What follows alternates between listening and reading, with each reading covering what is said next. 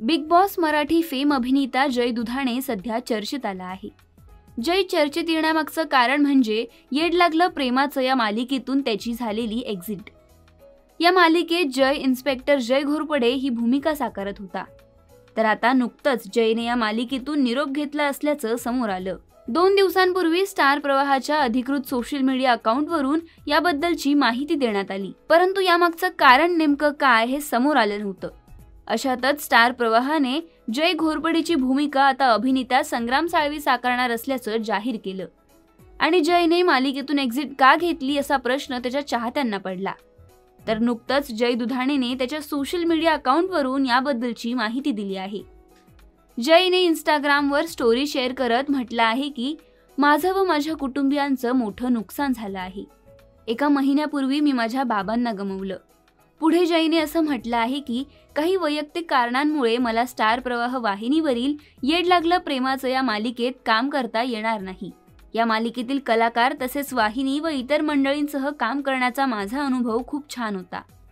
मी आशा करतो की तुम्ही असंच या मालिकेवर प्रेम करत राहाल.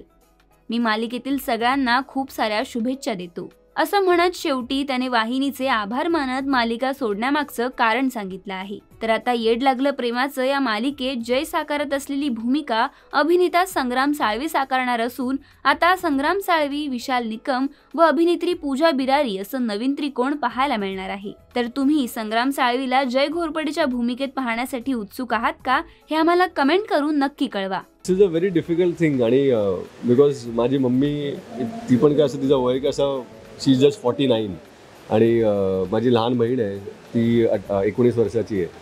तर माझ्यासाठी खूप डिफिकल्ट होतं. पण त्यांना बघून मला असं वाटलं की डे 1लाच मी विचार केला की आता आपल्याला सावरायला हवा. आणि माझ्या वडिलांनी मी जेव्हा आय थिंक 18 वर्षाचा होतो तेव्हापासून त्यांनी मला फायनान्शियल फ्रीडम दिलेलं होतं. माझे पैसे मी कमवायचो, माझे पैसे मी खर्च करायचो. त्यांनी मला कधी विचारलं नाही एक गोष्टीने की तू हे कुठे खर्च केले वगैरे नाही. सो त्या फायनान्शियल फ्रीडम त्यांनी आजच्या दिवसासाठी त्यांनी मला तयार करून ठेवलं होतं की ज्या दिवशी अशी वेळ येईल, कधी पण येऊ शकते कोणावरती, आणि ही वेळ आपण टाळू शकत नाही. ही गोष्ट आपण टाळू शकत नाही, ही देवही टाळू शकत नाही गोष्ट. आज नाही तर उद्या माणसाला जायचं आहे. पण त्यांनी मला एवढं करून दिलेलं आहे. मी पैशांबाबतीत नाही म्हणत आहे, मी त्यांना म्हणतो की इन टर्म्स ऑफ मॅच्युरिटी म्हणतो ना आपण, ती स्वतःला नाही आहे. ती आई वडील जसं आपल्याला घडवतात, जसं मोल्ड करतात, आपण त्यांच्याकडनं शिकतो की आज माझे वडील कसे हँडल करायचे. पण आज मला कळतं आहे की मी लोकांना म्हणतो की म्हणजे मला प्रत्येकजण घरी येऊन विचारत होतं बिकॉज मी passed away due to cardiac arrest. तर मला सगळेजण विचारले त्यांना काही टेन्शन होतं का, स्ट्रेस होतं का. मी बोललो नाही हो, काही स्ट्रेस नाही. म्हणजे इनफॅक्ट त्यांचे आम्ही टेस्ट वगैरे केले, सगळे नॉर्मल होते 10 दिवस 12 दिवस अगोदर वगैरे. पण आज जेव्हा मी त्यांची जागा घेतली बिझनेसमध्ये तेव्हा मला कळतं की त्या माणसाला किती स्ट्रेस होता. सो आय थिंक असं वाटतं आपल्याला की प्रत्येक माणूस खूप हसतोय खेळतोय म्हणजे ह्याला काय टेन्शन नाही, पण त्या प्रत्येक माणसामध्ये ते स्ट्रेस लेवल किंवा काय म्हणून ते जाणून घेणं, आपण म्हणतो humanity is very important.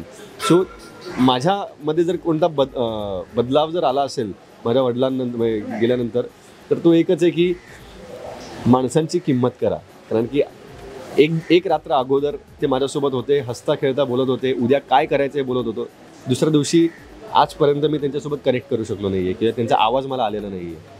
So म्हणून माझी मम्मी जेव्हा मला फोन करायची मी तिला सारखं बोलायचो, अरे थांब ना मी तुला नंतर फोन करतो. पण आता ती वेळ तशी नाही आहे. आता जेव्हा पण माझी आई फोन करते मी सगळं बाजूला सोडतो आणि ती अशी बोलतो. सो हा बदलाव मला असं वाटतं की आज माझे वडील गेले पण मी काही ते चेंज करू शकत नाही, पण ज्यांच्यासोबत आहेत आई वडील तर त्यांना ती वेळ आलीच नाही पाहिजे. तर म्हणून जे काही मोमेंट्स आहेत ते I think we should enjoy. Marathi चित्रपटसृष्टीतील लेटेस्ट अपडेट्स आणि गॉसिपसाठी आमच्या चॅनेलला सबस्क्राईब करा आणि बेल आयकॉन दाबायला विसरू नका.